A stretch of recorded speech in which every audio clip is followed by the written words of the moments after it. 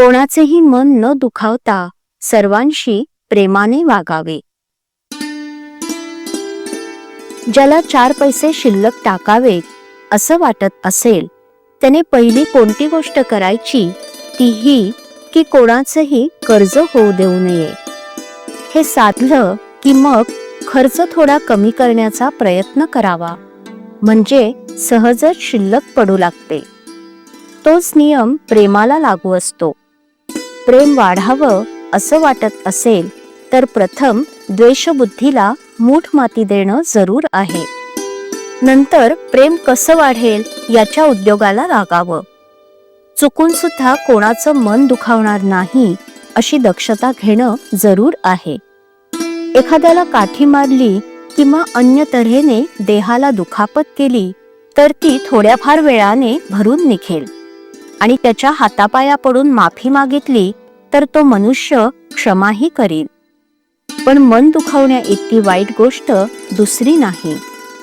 मन दुखविणं म्हणजे प्रत्यक्ष परमेश्वराला दुखवण्यासारखं आहे. कारण भगवंताने ज्या आपल्या विभूती सांगितल्या आहेत त्यात मी मन आहे असं सांगितलं आहे.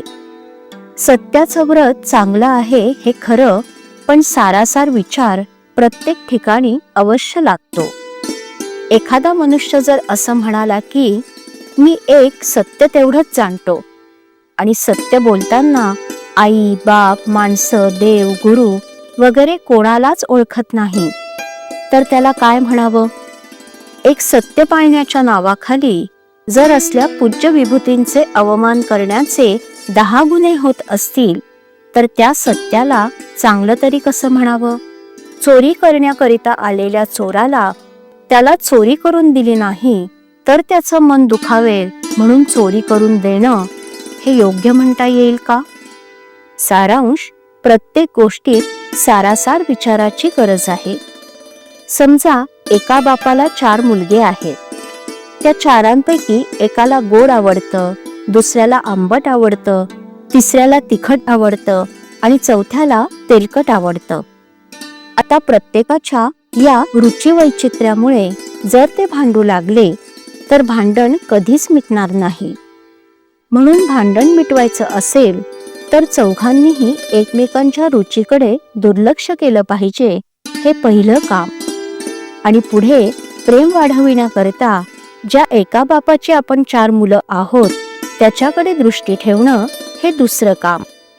म्हणजे साहजिकच पहिल्या गोष्टीचा विसर पडून आपण सर्व बंधू आहोत ही एकच जाणीव डोळ्यांसमोर राहून प्रेमाचं पोषण होईल. कशाही परिस्थितीत एकमेकांशी सलोख्यानं आणि प्रेमानं राहणं या सारासार विचाराचं पालन प्रत्येक भावानं केलं तर कोणाचेही मन न दुखावता कुटुंब समाधानाचे आणि आनंदाचे वातावरण निर्माण होईल. श्रीराम.